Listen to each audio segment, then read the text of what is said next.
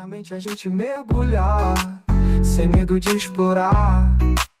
No espaço, e se a conversa vai te transformar. Freud na roda, ideias no ar. Vem com a gente, que o papo vai te impactar. Olá, sejam muito bem-vindos a mais um espaço do episódio do nosso podcast Espaço Psi. O meu nome é Camila, sou aluna do 6º semestre. Meu nome é Marília, sou aluna do 6º semestre de Psicologia. Hoje vamos conversar sobre um tema essencial para o contexto educacional e psicológico, através da realização do projeto de curricularização da extensão, na qual busca, juntamente com as matérias de intervenção cognitivo-comportamentais e processos educacionais, a refletir e compreender um pouco da temática, com o título Dialogando Saberes, a importância do desenvolvimento das habilidades socioemocionais no ensino fundamental. Para isso, temos o prazer de receber a doutora, mestre e especialista em psicologia clínica, trabalhando diretamente com crianças, adolescentes e famílias. Seja muito bem-vinda, doutora. É um prazer ter você aqui conosco. Olá, obrigada pelo convite para estar aqui nesse podcast. Vai ser uma alegria poder conversar com vocês e com todos que estão nos assistindo. Agradecemos muito a sua participação. Bom, então, para nós começarmos, gostaria que você compartilhasse com a gente quais são a sua visão nos maiores desafios no desenvolvimento socioemocional dos alunos hoje em dia no contexto do colégio. Apesar de nós termos práticas que, de fato, de uma forma mais contemporânea, visam o desenvolvimento socioemocional das crianças no ambiente escolar, muitas vezes a gente pode estar se deparando com, de fato, desafios, que, como vocês pontuaram.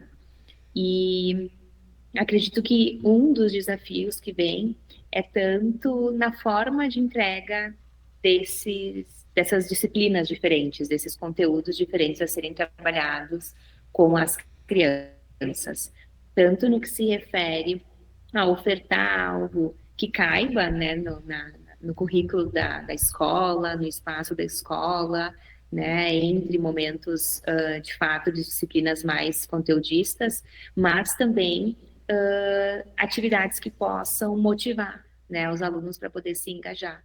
Então, apesar de nós termos isso pautado como algo necessário de estar na escola, esse pode ser um dos desafios, como é que se faz, pensando em incluir isso na rotina escolar e também indo ao encontro da motivação com os alunos, como a gente pode juntar e, de fato, né, poder fazer algo que beneficie e torne, né, esse desenvolvimento socioemocional com um pouco mais de potencial e foco. Até porque, querendo ou não, ainda é uma temática não muito aprofundada dentro dos colégios, né? Então, eu acredito que com um trabalho adequado, vindo aos poucos, acredito que tem um tamanho muito fundamental para dentro dos colégios, né? Sim, e acho que vai desde a gente poder entender que não é algo de vamos matar a aula, ao mesmo tempo não é algo de então vamos falar sobre as emoções, né? É algo que a gente precisa pensar com muito cuidado para que a gente possa de fato ter uma entrega que seja efetiva, né, no alcance que a gente quer, que é ter esse desenvolvimento socioemocional dos alunos.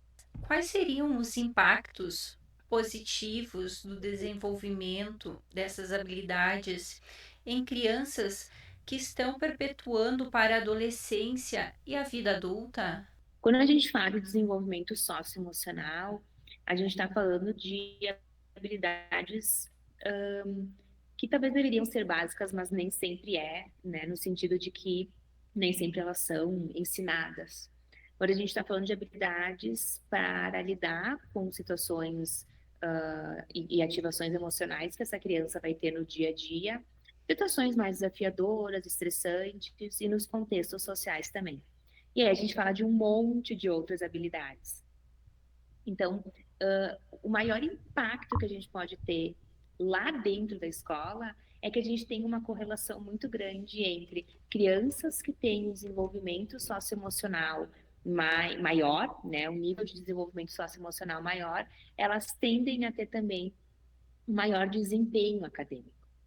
Né? Então, a gente está falando de uma série de habilidades para lidar com as emoções, para lidar com o contexto social, que podem se relacionar aí com a forma como a criança se desempenha, né, na escolarização. E aí, a gente também está falando que para que eu tenha um desenvolvimento socioemocional, eu preciso de outras habilidades básicas anteriormente desenvolvidas, né? Tanto uma questão, por exemplo, de linguagem, né? E aqui eu falo não só trabalhar com crianças que já sabem falar, né, pela oralidade, mas diferentes tipos de linguagem que a gente pode encontrar, inclusive linguagem de sinais, inclusive uma linguagem não verbal com as crianças pequenininhas. Então, ela não é uma habilidade que é a primeira a ser desenvolvida na criança, mas junto com outras habilidades importantes, ela dá base aí para que essa criança consiga lidar melhor com as situações do dia a dia, e isso pode ter um impacto no desempenho acadêmico dela também. Sabemos que a TCC tem um papel muito importante na promoção dessas habilidades emocionais. E qual seria a importância dessa abordagem nas intervenções escolares? Preparar as crianças e os adolescentes para esses desafios, né? Porque a criança, se não vivenciou um desafio dentro de casa, desculpa, fora de casa ela vai vivenciar, né? E a escola costuma ser o segundo ambiente da criança de socialização, né? O primeiro vai ser a família estendida. Então, a gente vai ter essa criança se deparando com coisas diferentes do que é em casa, né? Tanto em relação às pessoas, em relação às regras, em relação à rotina de como é feito e atividades em si. Então, a TCC ela vem como uma importância grande porque ela traz algumas estratégias que a gente pode utilizar para desenvolver essas habilidades emocionais, essas habilidades sociais, e aí a gente tem um impacto de um melhor funcionamento dessa criança na escola e certamente no dia a dia, né, que ela possa levar isso com ela também em outros espaços. Já trabalhou em algum contexto escolar? Já utilizou alguma estratégia da TCC? Então, você poderia compartilhar um pouquinho essa experiência? Sim, fico feliz de falar que esse foi o assunto, na verdade, do meu mestrado, né? Eu fiz um mestrado em psicologia clínica e utilizei um protocolo preventivo para desenvolver habilidades sociais e emocionais das crianças no ambiente escolar. E ele era preventivo porque qualquer criança poderia participar. Então, nos nossos grupos de crianças que a gente fez essa aplicação desse protocolo em mais de 30 crianças, numa cidade aqui do sul do Brasil, no interior do Rio Grande do Sul, em escolas particulares, em escolas públicas, a gente tinha crianças que a gente percebia que tinham uma dificuldade maior em questões emocionais ou comportamentais. Algumas que pareciam ter alguns riscos, tanto né, individuais dela, mas do ambiente, e outras que não tinham, né? Outras crianças que estavam funcionando muito bem no ambiente escolar. Mas, enfim, todas elas poderiam participar e participaram, e foram convidadas, na verdade, para participar, e com toda uma questão ética, né, de comitê, de ética, de participação dos pais, elas então foram submetidas a esse protocolo, que tinha de 6 a 8 encontros, e tinha como objetivo desenvolver uma série de atividades baseadas na terapia cognitivo-comportamental e adaptadas de um protocolo clínico. Né? Então, lá na clínica, nosso grupo de pesquisa já realizava intervenções para crianças que tinham sintomas de ansiedade e de depressão. Lá na escola, a gente estava querendo ver se esse protocolo também poderia ter um efeito quando adaptado para trabalhar com qualquer criança. E o que a gente viu foi, em primeiro ponto, um desafio grande em entrar na escola, né? Em poder propor isso de uma forma a não prejudicar o andamento da escola e que a escola estivesse vendo, de fato, com bons olhares, né? E boa aprovação o nosso projeto. Aí o segundo passo foi a gente ter acesso a esses pais, porque para a gente fazer uma pesquisa com as crianças, a gente precisa falar com esses pais. Esses pais precisam dizer, sim, minha filha pode participar, eu estou assinando aqui que ela pode participar. Então, esses pais precisavam vir na escola, a gente precisava conversar com esses pais, e aí a gente já viu uma lacuna que a gente não pode generalizar, é claro, mas que aqui, na realidade em que eu fiz a pesquisa, era a existente de um distanciamento muito grande dos pais com a escola. Os pais não vinham para dentro da escola. Vinham quando tinha que pegar o boletim, e mesmo assim era algo breve. Então a gente via essa dificuldade. Mas a gente conseguiu um número em torno aí de 30 crianças, tanto na particular quanto na pública, estou falando desses desafios. E então a gente teve, né, essa experimentação, e eu não sei se eu já falo sobre o que a gente encontrou, sobre os resultados, Claro. como a gente trabalhava. A gente então trabalhava de uma forma bem estruturada, né? Então a gente sabia o que nós íamos fazer lá, qual era o objetivo central e o que nós íamos fazer em cada um dos encontros, inclusive em relação a materiais que nós íamos trabalhar, né? Então, se nós íamos trabalhar um teatro com eles, frente a uma situação específica que a gente tinha em algumas cartinhas, a gente convidava eles a fazer um teatro daquela situação e juntos a gente pensava em desfechos, né, para aquela mesma situação, dividindo as crianças em grupo. E os grupos eram pequenos, tinha no máximo 10 ou 12 crianças. Era presencial, isso foi antes da pandemia, né? Foi em 2018 e 2019 que a gente fez esses grupos. Então, a gente tinha atividades bem estruturadas e a gente levava materiais, então, né? Materiais de canetinha, de papel pardo. Cada criança também recebia um caderno de atividades e depois esse caderno ficava com elas, né? Era a coisa mais amada, porque elas cuidavam bastante do próprio caderno, né? Podiam desenhar e enfeitar como queriam. E nesse caderno tinham as atividades. E aí, o que a gente fez? A gente avaliou essas crianças quando os pais assinaram o termo. Na verdade, esses pais avaliaram as crianças, né? Então, as crianças, elas foram avaliadas por meio da percepção que os pais tinham dessas crianças em relação aos sintomas emocionais, comportamentais, mas principalmente em escalas, né? Em inventários de habilidades sociais e inventário que falava sobre a regulação emocional ou a labilidade emocional, quando essas emoções oscilavam bastante.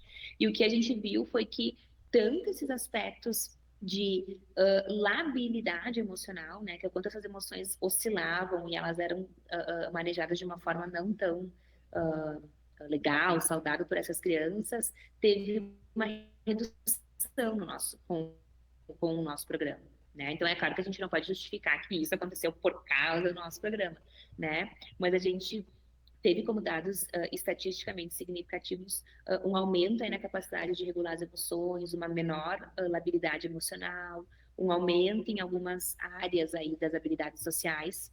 E o que a gente viu qualitativamente era uma animação muito grande das crianças quando a gente ia, assim, né? Uma animação em participar, um engajamento bastante grande quando a gente falava sobre, por exemplo, emoções, e era feita a participação ativa deles. Né? Então, foi uma coisa bastante enriquecedora, que a gente já tem dados de pesquisa publicados, né? Uma pesquisa quase experimental, ainda pequena, assim, no sentido do número amostral, mas que já nos traz informações importantes, especialmente quando a gente pensa no contexto brasileiro, né, e no sul do Brasil como algo também inovador, né, da TCC para dentro das escolas. Sim. Qual é o papel do psicólogo escolar na promoção das habilidades socioemocionais e no suporte aos professores nesse processo? É de poder pensar e organizar, né? Eu acho que o papel do psicólogo escolar e educacional, ele vai estar muito mais voltado a essa perspectiva de eu observar como as coisas estão na escola e poder propor uma intervenção, seja ela uma intervenção que já existe ou desenvolver uma intervenção, mas considerando as particularidades daquele contexto específico e daquelas crianças. Né? E considero importante também, né, nesse papel, essa observação, poder pensar na integração entre turmas, né, em fazer um trabalho mesclando as turmas também pode ser bastante interessante, mas o mais importante seria essa observação para poder fazer um planejamento. Há alguma técnica ou programa estruturado que você recomenda para as escolas que estão começando a trabalhar, então, com essa temática? Eu posso, né, disponibilizar o artigo que a gente fez, porque ele tem 2 artigos, né? Um deles foi um artigo mais qualitativo, em que a gente descreve o que a gente fazia em cada sessão. Então, a gente fala sobre um relato de experiência, de como é que foi. E os relatos de experiência, eles têm um valor muito importante empiricamente, porque é para a gente poder entender como é que esse pesquisador se inseriu nesse ambiente, como é que foi para esse pesquisador se inserir no ambiente, né? Então, acho que esse é uma possibilidade, mas se a gente for pensar em programa, esse é um programa, né? Que ele é um programa de regulação emocional e de habilidades sociais no ambiente escolar, de forma preventiva e talvez através de artigos, porque ele não tem nada publicado, assim, em capítulos, mas da mesma forma que a gente utiliza e a gente precisa dominar as estratégias utilizadas na clínica para desenvolver habilidades sociais e emocionais nas crianças, a gente pode, na verdade, se aprofundar no estudo dessas estratégias e aí pensar como é que elas podem ser aplicadas no ambiente escolar, considerando que eu falei inicialmente aqui, que seria como é que é o espaço dessa escola, qual é o tempo que eu tenho e quais são as características dessas crianças que eu vou trabalhar, né, para que a gente possa pensar numa estruturação que, quando eu entenda qual é o conceito que eu quero trabalhar, por exemplo, desenvolvimento socioemocional, então, o que seria esse conceito, e pensar nas estratégias que talvez, né, os estudantes assim, já conheçam, né, de quais são que a gente trabalha com as crianças no consultório, mas que a gente vai ter que pensar nesses cuidados para poder adaptar para o ambiente escolar também. Nós vamos adorar o compartilhamento desse material. Que tipo de atividades ou dinâmicas você considera mais efetivas para desenvolver a empatia, autocontrole, autorregulação emocional em alunos? É bem bacana que a gente possa utilizar de algo que já acontece na escola, que são os grupos, né? Então, quando a gente pensa em intervenção grupal, a gente não está falando que ela pode ter um efeito melhor ou não do que o individual, mas considerando que essas crianças estão lá na escola, a gente pode propor intervenções em grupo, né? E muitas vezes o próprio grupo, mais do que a gente pensar em trabalhar uma estratégia específica, o próprio grupo, por vezes, se organiza na sua estrutura, na sua funcionalidade, e vai também poder influenciar nas sensações e nas melhoras que esses participantes vão ter. No sentido de que muitas vezes, quando as crianças estão em grupo, se acontece um conflito, elas dão um jeito de resolver entre elas. E por vezes, o nosso comportamento vai ser mediar essa resolução de problemas deles. Mas muitas vezes a gente pode também, dependendo das características do grupo, é claro, considerar que essas crianças podem ser expostas a alguns estímulos, né? Então eu vou aproveitar de uma situação que está acontecendo ali, de um não querer sentar do lado do outro, por exemplo, e eu vou resgatar conteúdos que eu já trabalhei, ou eu vou trabalhar, de fato, um conteúdo novo com eles a partir disso, sobre algo de empatia ou algo de egoísmo, por exemplo, sobre amizade e parceria, né, e sobre aspectos de não parceria aí. Mas eu também posso propor uma atividade extra, assim, né, fora do que está acontecendo, e pedir, né, a colaboração deles para que a gente possa pensar o que eles acham que é determinado conteúdo. Então, quando a gente fala o que é empatia, o que vocês acham que é empatia? Né? Então, acho que uma proposta interessante é que a gente possa ir construindo com as crianças esse conceito, né, mediando essa construção deles, e aí podendo ver com eles, quando é que vocês acham que isso que vocês falaram que a empatia acontece aqui na sala de aula? Né? Quando é que aconteceu aqui nesse grupo? Hoje aconteceu uma situação de empatia aqui, quando é que vocês acham que foi? Né? Então, o mais importante é que a gente possa trazer de forma bem palpável para essa criança o conceito e a aplicação dele, porque vai estar, né, no dia a dia delas circunscrito aí essas habilidades que elas vão precisar desenvolver. Até porque é uma forma mais fácil de conseguir engajar junto com as turmas, junto com os grupos e junto com as crianças, para elas terem essa percepção também do que está acontecendo. Perfeito, Camila. A ideia é realmente trazer de uma forma bem concreta para elas, de que isso não, a gente não está trabalhando isso com eles na escola porque eles não são empáticos, mas porque eles precisam dessa habilidade para a vida. Né? Diariamente a gente precisa exercer empatia com coisas que acontecem ao nosso redor. Né? Seja com o meu colega, com o meu professor, com a outra pessoa da outra turma, com outros professores. Então é bem importante que eles possam ver essa utilidade. Onde é que eu uso isso no meu dia a dia? Como é que isso se aplica no meu dia a dia? Sim. Nós falamos bastante sobre o contexto com os alunos. Na sua percepção, você acredita que os professores têm recebido uma formação adequada sobre essas competências socioemocionais? Acredito que hoje, até com o advento, assim, desse boom tecnológico, informações que a gente tem de fácil acesso, né, de questões tecnológicas e de informação, tanto informações científicas, sérias e outras nem tanto, eu acredito que está muito mais acessível o conhecimento, assim, né? Então, tanto para entender o que que é as habilidades socioemocionais, quanto para poder pensar em como trabalhar isso com os alunos.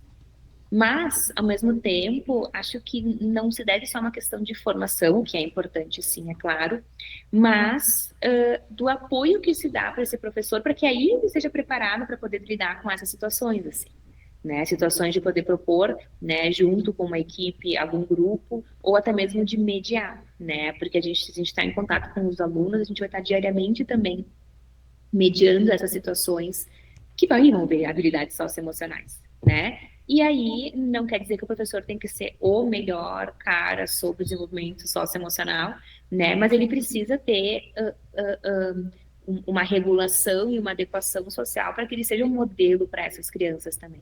Né? E muitas vezes pode ser, né? Isso é uma hipótese que talvez falhe esses modelos, não por uma questão do professor ser bom ou ruim, mas por realmente uma questão de sobrecarga de trabalho, de não ter um suporte, um apoio, né? Que esses professores precisam para que eles possam estar melhor preparados também para a sala de aula.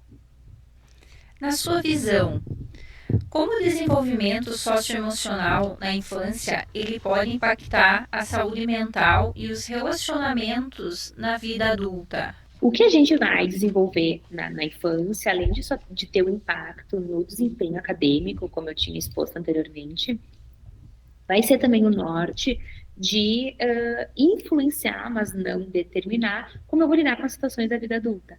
Né? Então, se eu tenho uma criança que ela não aprende a como resolver problemas de uma forma assertiva, e ela só resolve problemas de uma forma agressiva, grosseira, ou burlando as regras para poder resolver o problema, eu vou ter uma criança que mais cedo ou mais tarde, ou seja, ainda na infância, talvez na adolescência, ou até na vida adulta, vai ser uma criança que vai ter problemas em relação a não conseguir resolver problemas, né? Tanto em relação a questões legais, né? Quanto também nos relacionamentos que ela vai ter.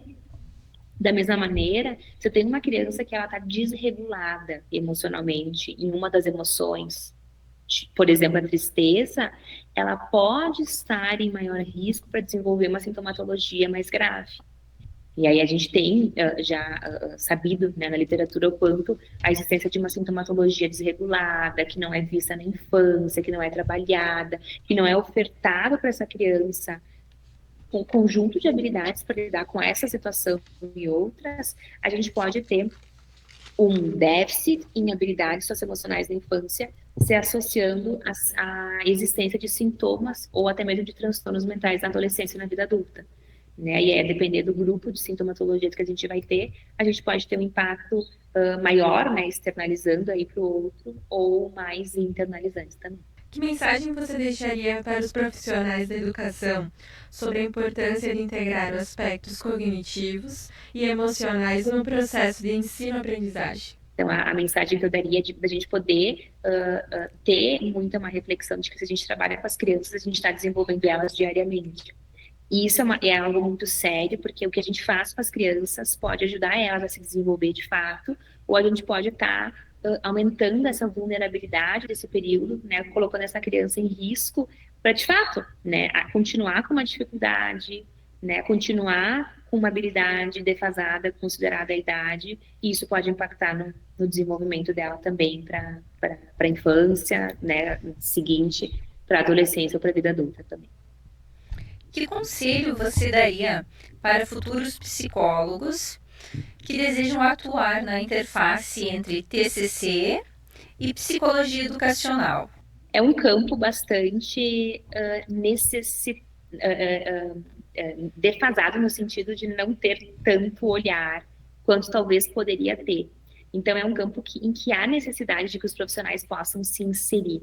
Né? Então, a gente tem psicólogos em escola, sim, mas de poder ter psicólogos que consigam abraçar todas as demandas que se tem na escola, mais propor esses trabalhos, pode ser um desafio bastante grande, mas que há espaço, né? Então, o meu conselho seria, se de fato gostam de trabalhar com aspectos da TCC, veem essa ampliação de sair do consultório, querem levar de uma forma diferente, gostam de trabalhar em grupo, né? É uma oportunidade bastante rica, porque a gente pode estar desenvolvendo essas crianças no ambiente em que elas mais passam, né, o dia delas. Então, a gente pode estar unindo um trabalho que amplia a nossa prática clínica, né, que vai para uma intervenção com um cunho bem preventivo mesmo, e que a gente pode ver resultados na prática, né? Tanto a gente vendo mudanças no comportamento dessas crianças mais resilientes, né? Famílias que podem estar melhor assistidas também, e certamente, né, acompanhar, né, esse aluno ao longo do desenvolvimento dele escolar, e a gente poder ver que a gente também contribuiu, né, para que ele pudesse ter um desenvolvimento de habilidades. Muito obrigado por essa conversa tão rica e inspiradora. Tenho certeza que suas reflexões vão contribuir muito para todos que acompanham, professores, psicólogos e futuros profissionais da educação, incluindo a gente que também está nessa caminhada. Muito obrigada. Eu agradeço a vocês o convite, né? Foi um prazer estar aqui conversando com vocês. Espero ter contribuído para pensarmos na atuação do psicólogo, unindo as estratégias cognitivas e comportamentais no ambiente escolar, e dar uma palhinha assim do quanto é possível, e de fato a gente tem evidências, né, de que a gente pode entrar no ambiente escolar e desenvolver essas crianças pensando na repercussão positiva que isso pode ter para elas ao longo do desenvolvimento. Muito obrigada. E para vocês que ouviram até aqui, não esqueçam de compartilhar com uma pessoa que você acha que vai achar muito necessário ouvir a nossa conversa. Para mais, então, conversas com psicólogos e a questão da educação e desenvolvimento humano, podem acompanhar aqui no próximo episódio do Espaço Psi. Até!